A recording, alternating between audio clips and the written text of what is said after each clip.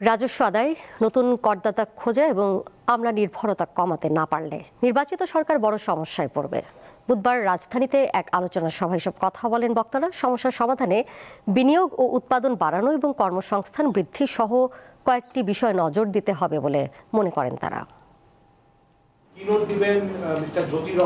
বৃহস্পতিবার রাজধানীতে নির্বাচন পরবর্তী রাজনৈতিক সরকারের প্রতিশ্রুতি বাস্তবায়নে রাজস্ব চ্যালেঞ্জ ও সমাধান শীর্ষক আলোচনার আয়োজন করে ভয়েস ফর রিফর্ম। এতে আলোচকরা বলেন, সরকারের রাজস্ব আদায়ের বড় ব্যর্থতা কর ফাঁকি দেয়া। ভবিষ্যতে সরকার করতে হলে আমি মনে করি সরকারকে স্বল্প, মধ্যম এবং দীর্ঘমেয়াদী কিছু পরিকল্পনা নিতে হবে।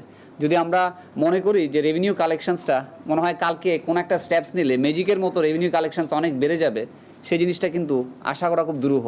বক্তারা জানান, আগামীতে ঋণ, রাজস্ব এবং সরকারি বিনিয়োগ ব্যবস্থাপনা এবং অর্থ মন্ত্রণালয়ের সাথে অন্যান্য মন্ত্রণালয়ের সমন্বয়ের বিষয়গুলোকে বেশি গুরুত্ব দিতে হবে।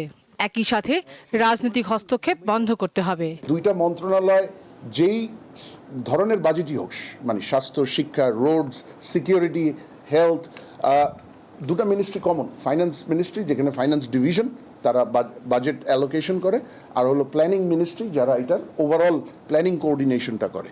And then comes the sectoral ministry, ধরেন এলজিআরডি আসলো, বা এডুকেশন মিনিস্ট্রি বা কমার্স মিনিস্ট্রি।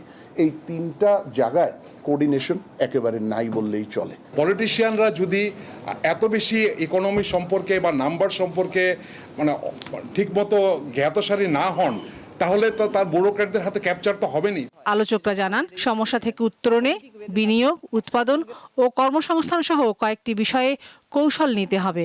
আপনার ফার্স্ট কৌশল হচ্ছে যে বিনিয়োগ, উৎপাদন, কর্মসংস্থান, ভোগ, কর, এই চক্র সক্রিয়করণ করতে হবে। রাজস্ব আদায়ে লক্ষ্যমাত্রা নির্ধারণ করা প্রয়োজন বলে মনে করেন বক্তারা। লাবণী গুহ, দীপ্ত সংবাদ, ঢাকা।